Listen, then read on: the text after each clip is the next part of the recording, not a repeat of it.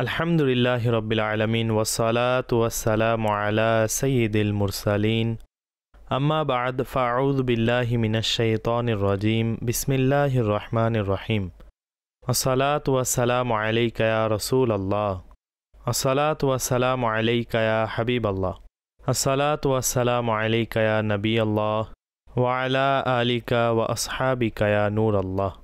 মাদানী চ্যানেলের দর্শকবৃন্দ, আরও একবার অনুষ্ঠান কোরআন কি বলে নিয়ে উপস্থিত হয়েছি এবং আমাদের সাথে উপস্থিত আছেন জানাশীন আমির আহলে সুন্নাত হাজি মাওলানা উবাইদ রেজা আত্তারি মাদানী মুদ্দাজিল্লাউল আলী। ইনশাআল্লাহ আজ্জাওয়াজাল একটি নির্দিষ্ট বিষয় থাকবে এবং আজকের বিষয় অত্যন্ত চমৎকার। দিন ইসলামের বৈশিষ্ট্যের অন্তর্ভুক্ত, দিন ইসলামের সৌন্দর্য মণ্ডিত বিষয় আছে, আর তা হচ্ছে তাওবা। আমরা সকলে মানুষ হওয়ার ভিত্তিতে মনুষ্য জাতি হিসেবে যে জীবন অতিবাহিত করছি, অনেকের আকাঙ্ক্ষা থাকে এবং থাকাও উচিত যে আমরা আল্লাহ ও তার রাসূলের আনুগত্যশীল জীবন অতিবাহিত করব।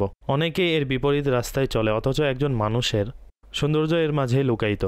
বন্দেগীর চাহিদাও এটা যেন আমরা আল্লাহ ও তার রাসূলের আনুগত্যশীল জীবন অতিবাহিত করি, কিন্তু কখনো কারো থেকে জানা অজানায় কোনো ভুল হয়ে গেল বা কোনো ত্রুটি হয়ে গেল, কোনো গুনাহ প্রকাশ পেলে এই বিষয়ে দিন ইসলাম কি বলে আর এ অবস্থায় কি করা উচিত, বিষয়টি নিয়ে সাহেবজাদা হুজুরের কাছে যাচ্ছি এবং ইনশাআল্লাহ হুজুরের কাছ থেকে এই বিষয়ে বিস্তারিত শুনব, বিষয়ের গুরুত্ব বুঝে নিব, আর দুরূদ শরীফের ফজিলত অন্তর্ভুক্ত করব।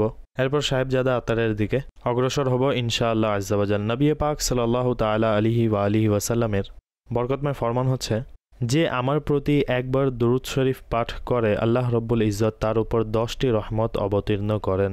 সাল্লু আলাল হাবিব সাল্লাল্লাহু তাআলা আলা মুহাম্মদ সাল্লাল্লাহু তাআলা আলাইহি ওয়াসাল্লাম। জি হুজুর, এটি ইরশাদ করুন, যদি একজন মুসলমান হিসেবে, একজন মনুষ্য জাতি হিসেবে আমরা দেখি কোনো ব্যক্তি আল্লাহ রব্বুল ইজ্জতের এবং তার প্রিয় মাহবুব সাল্লাল্লাহু তাআলা আলাইহি ওয়াসাল্লামের অবাধ্যতামূলক কাজ করে বসে এবং এমন কাজ করে বসে যা আল্লাহ এবং তার রাসূল নিষেধ করেছেন, অথবা এমন কাজ থেকে বিরত থেকেছে যা করার হুকুম দিয়েছেন, তো এখন দিন ইসলাম তার জন্য কি বিধান রেখেছে, সে কি করবে কি করবে না, সে কোথায় যাবে কোথায় যাবে না।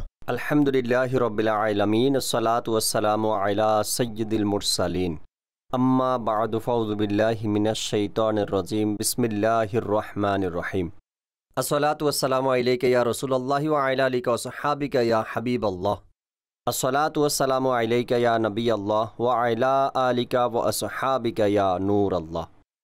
আপনি যে এখন প্রশ্ন করেছেন এর ভিত্তিতে বলছি, যদি কোনো বান্দা থেকে আল্লাহ না করে গুনাহ হয়ে যায়, জি, অথবা যদি কোনো ফরজ ছুটে যায়, জি, কেননা ফরজ ছিল আর ফরজ ছাড়াও গুনাহ, জি, এবং এমন কোনো অবাধ্যতা জি, যা শরীয়তে নিষেধ করা হয়েছে সেটা করাও গুনাহ, জি, আর শরীয়ত যেটা করতে বলছে সেটা ছেড়ে দেওয়া গুনাহ। জি, তো এ অবস্থায় স্বাভাবিক তওবা করবে, কেননা বান্দার করণীয় হচ্ছে নিজ প্রতিপালকের কাছে ক্ষমা চাইবে, জি, ইস্তেগফার করা, তওবা করা, অনুশোচনা করা। তওবার বিশেষ কিছু বিধান আছে। প্রত্যেক গুনাহের তওবা ভিন্ন ধরনের, ভিন্ন পদ্ধতি রয়েছে। জি, প্রথমত হচ্ছে এমন গুনাহ যা আল্লাহ তাবারক ওয়া তাআলা ও মানুষের ম্যাটার, জি, মাঝে কোনো অন্য মানুষ নেই, মাঝে অন্য কোনো মানুষ নেই, আর সেই গুনাহ এমন যার কোনো ক্ষতিপূরণও নেই। জি, এখন তওবা করতে হবে। জি, যেমন সে কারো কুধারণা করলো, জি, অথবা মদ্যপান করলো, জি, অথবা কোনো এমন বস্তু খেয়ে নিয়েছে যা শরীয়ত নিষিদ্ধ করেছে, এবং ওই বস্তু যেন এর অংশের হয়, তো জি, এমত অবস্থায় সে এর জন্য তওবা করবে। এখানে দেখুন, তওবা তখনই বলা হবে যখন এর কর্মের জন্য অনুশোচনা হবে। জি। অনুশোচনা কি? ইয়ার আমার থেকে এই অপরাধ হয়ে গেছে, জি, অনুতপ্ত হওয়া, অনুতপ্ত হওয়া, গিল্টি ফিল করা। অবশ্যই ঠিক আছে, বলবে এটা আমার দ্বারা অনেক খারাপ কাজ হয়েছে, জি, পরবর্তীতে আমার এমনটা করা উচিত হবে না, সঠিক। আমি তো আল্লাহর নাফরমানি জি। করছি। এগুলো হচ্ছে অনুশোচনা। জি, সে বলবে আমার রবের অসন্তুষ্টমূলক কাজ থেকে আমাকে বাঁচতে হবে। যেমন ধরেন, পিতা যদি সন্তানকে ধমক দেয় কোনো ভুলের জন্য, জি, জ্ঞানী সন্তান যে হয়, বুঝদার সন্তান যে হয়, আর কি বলবে যে আনুগত্যশীল ছেলে হয়, জি, এর কারণে সে খুব লজ্জা পায়। আমি আমার বাবার কথার অবাধ্য হয়েছি, জি, আমার এই কাজ করা উচিত হবে না। এই যে অনুশোচনার যে উদাহরণ রয়েছে না, জি, জি, তো অবশ্যই আল্লাহ তাবারক ওয়া তাআলা এ বিষয়ে অধিক হকদার। জি কেননা বাবা মাখলুক আর তিনি খালিক, জি, তার নাফরমানি করা যাবে না। তার নাফরমানি থেকে তো অধিক হারে বাঁচতে হবে। জি আচ্ছা, এক তো হলো এটা অনুশোচনা, দ্বিতীয় হচ্ছে যে ইস্তেগফার, যে হে আল্লাহ আমি যে গুনাহ করেছি আমি এর থেকে তওবা করছি, জি ইস্তেগফার করবে, তওবা করবে। তৃতীয় হচ্ছে ভবিষ্যতে এমন গুনাহ না করার দৃঢ় প্রতিজ্ঞা করা, আর করব না। আর করব না, আর কখনো মদ পান করব না। জি জি, তো এই হচ্ছে তওবার তো শর্ত। এই তিনটি বিষয় হলে, তিনটি বিষয় একত্রিত হলে তখন এটাকে তওবা বলা যাবে। সুবহানাল্লাহ। অর্থাৎ যেমন আমি শুরুতেই বলেছিলাম, একটা বিষয় হয়ে গেছে, জি, ইচ্ছায় অনিচ্ছায় হয়ে গেছে, তখন কি করতে হবে? যা নাসিনে আমির আহলে সুন্নাত বলেছেন যে তওবা করবে বান্দা। হুজুর এটা বলুন, আপনি বলেছেন বান্দা তওবা করবে, আল্লাহর দিকে বান্দা প্রত্যাবর্তন করবে, অনুশোচনা করবে এবং এর দৃঢ় সংকল্প করবে যে ভবিষ্যতে এই কাজ অথবা এই গুনাহ, এই নাফরমানি করব না। এখন কোরআন ও হাদিসের মাঝে তওবার যে গুরুত্ব অথবা এর যে একটি অবস্থান বর্ণনা করা হয়েছে, এর যে হুকুম বর্ণনা করা হয়েছে, কিছু তো আপনি বয়ান করে দিয়েছেন। আরও কোরআন ও হাদিসের আলোকে কিছু দিক নির্দেশনা হলে ভালো হতো। আল্লাহ তাবারক ও তাআলার নিকট সত্য অন্তরে তওবা করা উচিত, কেননা প্রকৃত তওবা এমন যে তা তওবাকারী থেকে তওবাকারীর গুনাহ ধুয়ে মুছে নেয়, জি একদম বান্দাকে পবিত্র করে দেয়। ঠিক আছে, যেমন পানি পবিত্র যেমন করে পানি দেয়। পবিত্র করে দেয়। সুবহানাল্লাহ। আল্লাহ তাআলা কোরআনে পাকে ইরশাদ করেন, وهو الذي يقبل التوبة عن عباده ويعفو عن السيئات ويعلم ما تفعلون। কানজুল ঈমান থেকে অনুবাদ, এবং তিনিই হন যিনি আপন বান্দাদের তওবা কবুল করেন এবং গুনাহসমূহকে মার্জনা করেন এবং তিনি তা জানেন যা কিছু তোমরা করো। অন্য এক জায়গায় আল্লাহ তাবারক ওয়া তাআলা আরো ইরশাদ করেন, ইন্নাল্লাহ ইউহিব্বুত তাওয়াবিন। সুবহানাল্লাহ। নিশ্চয়ই আল্লাহ পছন্দ করেন অধিক হারে তওবাকারীকে। সুবহানাল্লাহ। এবং খাতামান নবিয়্যিন রাহমাতুল্লিল আলামিন সাল্লাল্লাহু তাআলা আলাইহি ওয়াসাল্লামের ফরমান হচ্ছে, আত-তাইবু মিনাজ যামবি কামান লা যামবা লাহ। অর্থাৎ গুনাহ থেকে তওবাকারী এমন যে সে কখনো গুনাহ করেইনি। সুবহানাল্লাহ। তওবার এই ফজিলত সম্পর্কে অবগত হচ্ছে। নিঃসন্দেহে এক ব্যক্তি যিনি হযরত সাইয়েদনা মাসউদ রাদিয়াল্লাহু তাআলা আনহুর কাছে জিজ্ঞাসা করলেন যে এক ব্যক্তি গুনাহ করেছে, জি তার কি তওবা করার কোনো পদ্ধতি আছে? তখন রাদিয়াল্লাহু তাআলা আনহু নিজের মুখ অন্যদিকে ফিরিয়ে নিলেন। তো দ্বিতীয়বার যখন তার দিকে ফিরলেন, চোখ ভিজা ছিল। বললেন, জান্নাতের ৮টি দরজা সব খুলে আবার বন্ধ হয়, শুধুমাত্র তওবা ব্যতীত। এই জন্য যে তওবার দরজার মাঝে এক ফেরেশতা নিয়োজিত আছে, ফলে বন্ধ হয় না। সুবহানাল্লাহ। এজন্য সর্বদা নেক আমল করো আর নিরাশ হইও না। সুবহানাল্লাহ, কি চমৎকার, অনেক সুন্দর ও তৃপ্তিদায়ক। এই আব্দুল্লাহ ইবনে মাসউদ রাদিয়াল্লাহু তাআলা আনহুর উদ্ধৃত দিয়ে বর্ণনা করেছেন, অনেক চমৎকার। হুজুর এটা ইরশাদ করুন যে মাঝে মধ্যে আমরা কিছু বিষয় শুনি, দেখি, সামনে চলে আসে, তওবার আলোচনাও চলছে, তো কিছু মানুষ বিভিন্ন ধরনের কথা বলে থাকে। তার মধ্য থেকে আমি নিজে প্রশ্ন বানিয়ে নিচ্ছি নিজ থেকে, সহজ বাক্যের মাধ্যমে। তাদের শব্দগুলো তা আমি বলতে চাচ্ছি না। তওবা কার করা উচিত? ক্ষমা কার চাওয়া উচিত? যে ভুল করেছে। তাহলে তওবা কার করা উচিত? যে গুনাহ করেছে। ঠিক আছে, এক তো হচ্ছে গুনাহ থেকে তওবা, ঠিক জি। আছে। আপনি জানেন হুজুর সাল্লাল্লাহু আলাইহি সাল্লাম ইস্তেগফার করতেন। সুবহানাল্লাহ। এক তো হচ্ছে গুনাহের জন্য তওবা করা। আমাদের হুজুর সাল্লাল্লাহু আলাইহি সাল্লাম মাসুম ছিলেন। মাসুম, মাসুম এর দ্বারা কি বোঝায়? হুজুর সাল্লাল্লাহু আলাইহি সাল্লাম দ্বারা গুনাহ অসম্ভব ছিল। সুবহানাল্লাহ, অর্থাৎ গুনাহ হতেই পারে না। গুনাহ হতেই পারে না। বাহ, আল্লাহ তাআলা তাকে এই বৈশিষ্ট্য দান করেছেন। সকল আম্বিয়া ইকরাম মাসুম এবং সকল ফেরেশতারাও মাসুম। সুবহানাল্লাহ। সৃষ্টির মাঝে এই দুটি সৃষ্টি, আম্বিয়া, হ্যাঁ, এরাই নবীগণ ও অবশ্যই ফেরেশতা। আম্বিয়া এবং ফেরেশতা নবীগণ ও ফেরেশতা, যারা মাসুম, জি, তাদের দ্বারা ভুল হতেই হতেই পারে না। তাদের থেকে ভুল অসম্ভব বিষয়। ঠিক আছে, মাশাআল্লাহ, আল্লাহর চমৎকার। নাফরমানি তাদের থেকে অসম্ভবপর বিষয়। জি, পছন্দের যে তারা, বাহ, এক তো হচ্ছে গুনাহ থেকে তওবা করা, ঠিক আছে। জি, আম্বিয়া আলাইহিস সালাতু ওয়াসসালাম যে তওবা করতেন, তাদের যে তওবা করা এটা মর্যাদা বৃদ্ধি হওয়ার মাধ্যম। জি, তো আমাদের উচিত হচ্ছে একটু পর পর তওবা করা, সকালেও তওবা করা, বিকেলেও তওবা করা, বর্ণিত আছে না, দিনে 70 বার ইস্তেগফার করো। তো আমাদের হুজুর ইরশাদ করেন, হে লোকেরা, আল্লাহ তাআলার নিকট তওবা করো। সুবহানাল্লাহ। নিশ্চয়ই আমিও প্রতিদিন 100 বার ইস্তেগফার করে থাকি।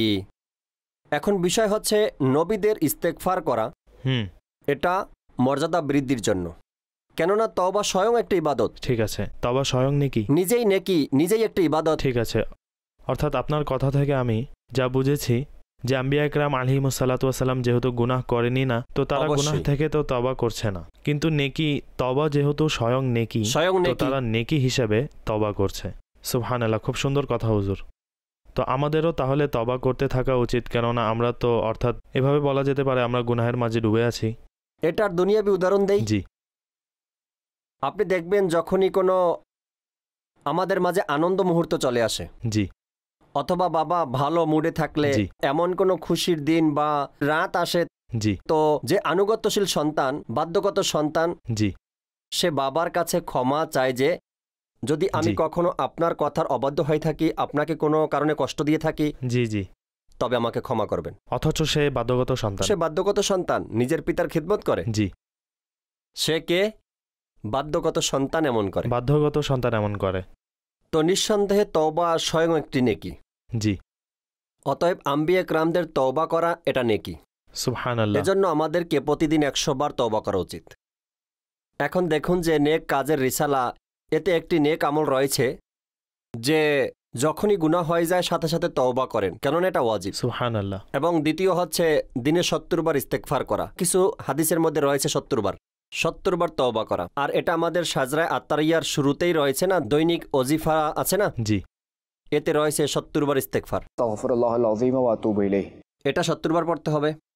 এরপর দ্বিতীয় হলো 111 বার, সম্ভবত 111 বার দুরূদ শরীফ পড়তে হবে। এবং তৃতীয় হচ্ছে আর 166 বার কালেমায়ে তাইয়্যিবা, সুবহানাল্লাহ, এবং 163 বার লা ইলাহা ইল্লাল্লাহ, লা ইলাহা ইল্লাল্লাহ। 164 বার থেকে শুরু হবে লা ইলাহা ইল্লাল্লাহু মুহাম্মাদুর রাসূলুল্লাহ, লা ইলাহা ইল্লাল্লাহু মুহাম্মাদুর রাসূলুল্লাহ, লা ইলাহা ইল্লাল্লাহু মুহাম্মাদুর রাসূলুল্লাহ। এভাবে 4 বারে একবার হয়, 3 বারে একবার পূর্ণ হয়। হুজুর, এটা ইরশাদ করুন, আপনি তওবার এখন মৌলিক বিষয়াদি নিয়ে আলোচনা করেছেন কোরআন ও হাদিসের আলোকেও, আপনি কিছু আলোচনা করেছেন, কোরআনের আয়াত তেলাওয়াত করেছেন, এবং হাদিস শরীফও আপনি বর্ণনা করেছেন। এই বিষয়গুলো শোনার পর, অথবা মাহফিলে যাওয়ার পর, অথবা কোনো বুজুর্গের জিয়ারতের পর, তাদের বয়ান শোনার পর মন মানসিকতা হয় যে তওবা করে নেব, কিন্তু পরবর্তীতে হয় কি, তওবা তো করে নিয়েছি, কিন্তু স্থায়িত্ব হয় না, আবার গুনাহ হয়ে যায়, পুনরায় গুনাহে লিপ্ত হই, অথবা কোনো অলসতা চলে আসে, তো এমন করে ইস্তেকামত পাওয়া যায় না। তো এর জন্য কি করা যেতে পারে? দেখুন, এ বিষয়ে আমি একটি ঘটনা বলছি আপনাকে। জি। হযরত সাইয়েদনা আবু ইসহাক রাহমাতুল্লাহি তাআলা বলেন, আমি 30 বছর পর্যন্ত, 30 ইয়ার্স পর্যন্ত আল্লাহ তাবারক ওয়া তাআলার কাছে প্রার্থনা করেছি, হে আল্লাহ করিম, তুমি আমাকে সত্য ও একনিষ্ঠ তওবা করার তৌফিক দান করো। সুবহানাল্লাহ। 30 বছর অতিবাহিত হওয়ার পর আমার অন্তর আশ্চর্যিত হলো। আমি আশ্চর্য অনুভব করলাম, রবের দরবারে আরজ করলাম, হে আল্লাহ, তুমি পবিত্র, ত্রুটিহীন। আমি 30 বছর পর্যন্ত তোমার দরবারে একই আকাঙ্ক্ষা জানিয়ে যাচ্ছি, কিন্তু তুমি এখনও আমার আকাঙ্ক্ষা পূরণ করছো না। আল্লাহু আকবার। বললেন, যখন আমি ঘুমিয়ে পড়লাম, তো স্বপ্নে দেখলাম এক ব্যক্তি আমাকে বলতে লাগলো, তুমি তোমার 30 বছরের দোয়ার উপর অবাক ও আশ্চর্য হচ্ছ। তোমার কি এটা জানা নেই যে তুমি আল্লাহ তাবারক ওয়া তাআলার কাছে কত বড় জিনিসের আকাঙ্ক্ষা করছো? তুমি এ বিষয় প্রার্থনা করছো যে তোমাকে যেন আল্লাহ তাআলা স্বীয় বন্ধু ও মাহবুব বানিয়ে নেয়। এরপর ওই ব্যক্তি যে স্বপ্নে এসেছিল সে বলল, তুমি কি আল্লাহ তাআলার এই ইরশাদ শুনোনি? ইন্নাল্লাহা ইউহিব্বুত তাওয়াবিন ওয়া ইউহিব্বুল মুতাত্তাহিরিন, নিশ্চয়ই আল্লাহ পছন্দ করেন অধিক তওবাকারীকে এবং পছন্দ করেন পবিত্রতাকে। তো তুমি কি এই পছন্দকে সাধারণ মনে করছো? আল্লাহু আকবার। তো এটা হযরত আবু ইসহাক রাহমাতুল্লাহি তাআলার শিক্ষণীয় ঘটনা। তো আমাদেরকেও তওবার মধ্যে লেগে থাকা উচিত। দেখুন, তিনি তো আল্লাহ তাবারক ওয়া তাআলার একজন নেক বান্দা ছিলেন, জি, একজন মুবাল্লিগ ছিলেন। জি, আপনাকে পূর্বেও বলেছি তওবা স্বয়ং একটি নেকি। জি, তো বান্দার উচিত তওবা করতে থাকা। জি, তিনি 30 বছর পর্যন্ত দোয়া চেয়েই গেছেন, তওবা করেই চলেছেন, ইস্তেগফার করেই গিয়েছেন। এটা তার বিনয়ী ছিল। বিনয়ী ছিল, অত্যন্ত বিনয়ী ছিলেন। আল্লাহ তাবারক ওয়া তাআলা তিনি মুতাকাব্বির। জি ঠিক আছে, আমরা তো দুর্বল, জি আমাদেরকে বিনয় দেখাতে হবে। আর যদি বান্দা বিনয় ছেড়ে দেয়, জি, সে ধ্বংস হয়ে যাবে। বান্দা এটাই মনে করবে আমি গুনাহগার। বান্দার অর্থই হচ্ছে গোলাম। ঠিক আছে, নিজে নিজেকে বান্দা তো বলবে, তাই না? হুজুর ঘুরে বান্দা ফিরে মানেই গোলাম। সেখানেই আসি যে ইস্তেকামত পাই না, তো কি করব? দেখুন, উক্তি আছে না, মান জাদ্দা অজাদা, যে চেষ্টা করে সে পায়। জি যেমন এক বাদশার ঘটনা আছে না, সে একদিন যে যুদ্ধে হেরে যায় আর গুহায় আশ্রয় নেয়। জি, পরাজয়ের পর, পরাজয়ের পরে লজ্জার ভয়ে। লোক লজ্জায় ভয়ে, অন্য অন্য লোকেরাও ছিল তার সাথে। তো এখন কি করবে সে? এভাবেই জীবন অতিবাহিত করছিল। তার দেশ অন্যের অধীনে চলে গেছে। সে একদিন দেখল ছোট পিঁপড়া সে সরিষার দানা বা অন্য কোনো বস্তু উঠানোর চেষ্টা করছিল।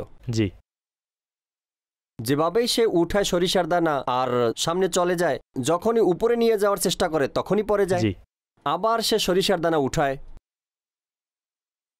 আবার সে সরিষার দানা উঠায়, কিন্তু পিঁপড়া হার মানতে রাজি না। অবশেষে সরিষার দানা বা অন্য কোনো বস্তু সেটা সে নিজের গন্তব্যস্থানে নিয়েই গেল। ঠিক আছে, যেখানে পৌঁছানোর ছিল সেখানে যেখানে পৌঁছে দেয়। পৌঁছানোর ছিল সেখানে পৌঁছে দিল। বাদশাহ যখন দেখল, আরে এটা ছোট একটি পিঁপড়া, আমি তো সৃষ্টির সেরা জীব, সে সাহস হারায়নি, সফল হয়েছে, তো আমি পারবো না কেন? জি অতঃপর সে মনের সাহস নিয়ে দৃঢ় প্রতিজ্ঞার সাথে বের হয়ে পড়ল, যুদ্ধে ঝাঁপিয়ে পড়ে। যুদ্ধ করল এবং নিজের রাজ্য উদ্ধার সফল করল কাম হয়। এবং সফল হলো। হুজুর এটা ইরশাদ করুন যে তাওবা গোপনে করা উচিত নাকি মানুষের সম্মুখেই করা উচিত? এর কোনো পন্থা পদ্ধতি আছে কি নেই? প্রথমে তো এটা আরজ করছি যে আমি অসংখ্যবার একটু পর পরই বলতে থাকি, মনে রাখতে হবে আমরা মুসলমান, আমাদেরকে আল্লাহ তাআলার বিধিবিধান শেখা আবশ্যক। তো প্রথমত আমাদেরকে এই বিষয়টা জানতে হবে তওবা কাকে বলে। জি, কিছু মানুষ আছে না এমনভাবে এমনি এমনি করে, কানে ধরে নেয় হালকা, হ্যাঁ কান ধরে, আর তওবা ইস্তেগফার বলে দেয়। হ্যাঁ, তাকেও আমরা এটা তো বলবো যে কমপক্ষে আল্লাহ তাআলাকে লজ্জা তো করে। ঠিক আছে, অনুশোচনা তো আছে। অনুশোচনা তো করে, সবার সামনে কানে ধরে, জি অনুশোচনা তো আছে। জি তওবার যে পদ্ধতি আছে আপনি দেখবেন, যদি গুনাহ সকলের সামনে সংগঠিত হয়, এমন গুনাহ যা সবাই জানে, জি যদি 4 জনের জানা থাকে তাহলে 4 জনের সম্মুখে তওবা করবে। আর যদি 4 জন অনুপস্থিত না থাকে, তাদের অনুপস্থিতিতে গুনাহের অনুশোচনা হয়, জি তওবা তো সাথে সাথে করে নিবে, পরে জানিয়ে দিবে যে গুনাহ আমার দ্বারা হয়ে গিয়েছিল, আপনাদের সামনে যা হয়েছিল একনিষ্ঠতার সাথে আমি তওবা করে নিয়েছি। জি এমন আছে सिर्रु बिस्सिर्रि वल अलानियतु बिल अलानिया। জি লুকায়িত গুনার জন্য নির্জনে তওবা, প্রকাশ্য গুনাহের জন্য প্রকাশ্য তওবা। জি আর যদি গুনাহ এমন হয় যে কেউ জানেই না, এমত অবস্থায় কাউকে বলবে না, কেননা গুনাহকে প্রকাশ করাও গুনাহ। ঠিক আছে, অর্থাৎ কেউ যদি এমন গুনাহ করে নেয় অথবা অনিচ্ছাকৃতভাবে নাফরমানি হয়ে যায় যা কারো জানা নেই, জি, তো এখন তা প্রকাশ করবে না যে আমি অমুক গুনাহ করেছি। কিছু মানুষ আছে যে আমার থেকে ওই গুনাহ হয়ে গিয়েছিল ওই সময়, তো এখন আমি তওবা করছি, তো এমনটা করা যাবে না। না, কেননা বান্দা আর রবের বিষয় এটা। ঠিক আছে, নিজের গুনাহকে লুকিয়ে রাখতে নিজের হবে। গুনাহকে লুকিয়ে রাখতে হবে। ঠিক আছে, অর্থাৎ গুনাহকে লুকিয়ে রাখতে হবে আর তওবাও করতে হবে। অবশ্যই। তওবার শর্তগুলো কি, কোন জিনিস দ্বারা আমরা বুঝবো যে তওবা সম্পন্ন হয়েছে? তওবার 3টি আরকান রয়েছে। জি নাম্বার 1, পূর্বের গুনার জন্য অনুশোচনা, যে গুনাহ তার দ্বারা সংগঠিত হয়ে গেছে এর জন্য অনুশোচনা, অনুতপ্ত হওয়া। জি আছে না আন-নাদামু আত-তাওবা, জি ঠিক আছে, অনুশোচনা। দ্বিতীয় হচ্ছে এই মুহূর্তে এই গুনাহকে ছেড়ে দেওয়া, অর্থাৎ সে যে এখন তওবা করছে, তওবা করছে, তো সে সময় এই গুনাহ না থাকে, আগেই ছেড়ে দিয়েছে। অর্থাৎ মাযাল্লাহ এমন যেন না হয় যে গুনাহ করছে আর সাথে তওবাও হ্যাঁ, করছে। এটা তো বড় জঘন্য কাজ। জি এটা মনে রাখবেন, গুনাহের মধ্যে অটল থাকা। জি এবং তওবাকারীকে আমাদের রাসূল সাল্লাল্লাহু আলাইহি সাল্লাম স্বীয় প্রতিপালকের সাথে উপহাসকারী বলে আখ্যায়িত করেছেন। আস্তাগফিরুল্লাহ। হযরত আব্বাস রাদিয়াল্লাহু তাআলা আনহু থেকে বর্ণিত রয়েছে যে গুনাহের উপর অটল থেকে তওবাকারী স্বীয় প্রতিপালকের সাথে উপহাসকারীর ন্যায়। আস্তাগফিরুল্লাহিল আযীম। আর তৃতীয় হলো ভবিষ্যতে এই গুনাহ না করার পরিপূর্ণ অন্তরে নিয়ত করা। এগুলো হচ্ছে সম্পূর্ণ তওবার আরকান। আর এই তিনটি বিষয় করে নিতে পারলে তো শরীয়তের দিক থেকে তওবা এটাই সত্যিকারের কমপ্লিট হয়ে তওবা। যাবে। ঠিক আছে। এখন বিষয় হচ্ছে যে যদি গুনাহ এমন হয় যার ক্ষতিপূরণও দিতে হবে, জি তখন তওবা ওই সময় সম্পূর্ণ হবে যখন সে ক্ষতিপূরণ দিবে। গুনাহ যেমন নামাজ কাজা করে দিল, নামাজ ছেড়ে দিল, এর ক্ষতিপূরণ আছে, কাজা করবে, অর্থাৎ সে তওবাও করবে এবং কাজাও আদায় এর করবে। কাজাও তার আদায় তওবা করবে। কামিল কখন হবে? যখন কাজা আদায় করবে। এমনইভাবে ঋণ নিল কারো থেকে, অবশ্যই। তো সেটা আদায় করতে হবে। হ্যাঁ, ঋণ দিতে হবে। জি, এমত অবস্থায় সে দেরি করেছে, এর তওবা এবং তার থেকে ক্ষমা চাইতে হবে। অর্থাৎ এমনটা হতে পারে না যে কারো টাকা ধার নিল, মাজাল্লাহ আত্মসাৎ করে নিল, তওবা করে নিল যে আমি তওবা করে নিয়েছি, তো এটা হবে না। এটাকে তওবা বলা যাবে না। এটাকে তওবা বলা যাবে না। ঠিক আছে। অনুরূপভাবে আল্লাহ তাআলার পানা কেউ চুরি করলো, জি এখন তার সম্পদ তাকে ফিরিয়ে দিতে হবে। ঠিক আছে, ফিরিয়ে এখন দিতে যদি হবে। এতে ফিরিয়ে দিতে হবে, এখন সে লজ্জা পাচ্ছে, কেননা চুরি তো গোপন হয়ে থাকে, জি লুকিয়ে হয়, যেন মালিক না দেখে, জি কেউ যেন না জানে। এখন আপনি এটাও করতে পারেন যে কোনোভাবে তার সম্পদ পৌঁছিয়ে দিন, অথবা তার ঘরে রেখে আসুন। উদাহরণ দিচ্ছি, যেমন হয় না এরকমের, সে যেন পেয়ে যায়, জি তাকে বলতে হবে না কি আমি একসময় এটা চুরি করে নিয়েছি। অর্থাৎ তার যে হক ছিল, তার যে সেটা পাওনা ওকে ছিল, দিয়ে তা দাও। পৌঁছে দেওয়া। হ্যাঁ, দিয়ে দেওয়া। যদি আছে। এমনটা করতে না পারেন আপনি, তবে এমত অবস্থায় চিন্তা করুন কোনো বিশ্বাসযোগ্য ব্যক্তির মাধ্যমে মালামাল পাঠিয়ে দিতে পারেন কিনা, আর সাথে এটাও বলে দিবেন আমি তওবা করে নিছি।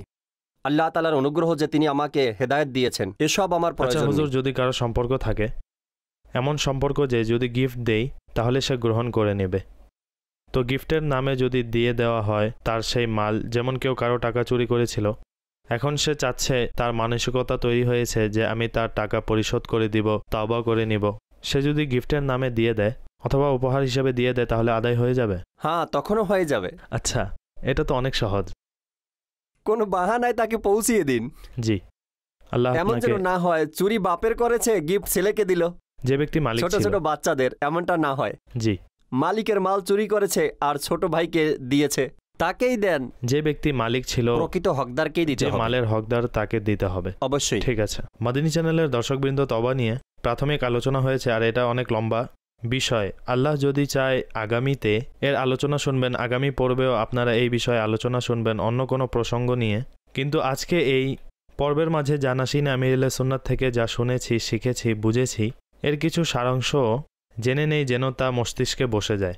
যে হুজুর, আজকে আমরা কি শিখেছি আরও একবার সংক্ষিপ্তভাবে আপনি যেভাবে ইরশাদ করেন সেভাবে ইরশাদ করে দিন। আজকে আমরা যা শুনেছি এর সারাংশ হচ্ছে, যদি গুনাহ হয়ে যায়, জি ইসলাম এর স্পষ্ট সমাধান রেখেছে তওবা। জি আর দ্বিতীয় হচ্ছে, যখন তওবা করবেন তো এর কিছু পদ্ধতি রয়েছে জি যা পূর্বে আলোচনা হয়েছে। জি আরেকটি হলো, সবসময় আমাদেরকে তওবা করতে থাকা উচিত, কেননা তওবা নিজেই একটি নেকি। সুবহানাল্লাহ। আল্লাহ তাআলা আমাদেরকে সত্য অন্তরে তাওবার সৌভাগ্য দান করুক। তাওবার একটি অন্যতম মাধ্যম মাদানী মহল। আপনিও এই মাদানী মহলের সাথে সম্পৃক্ত থাকুন, মাদানী চ্যানেল দেখতে থাকুন। সাল্লু আলাল হাবিব সাল্লাল্লাহু তাআলা আলা মুহাম্মদ সাল্লাল্লাহু তাআলা আলাইহি ওয়াসাল্লাম।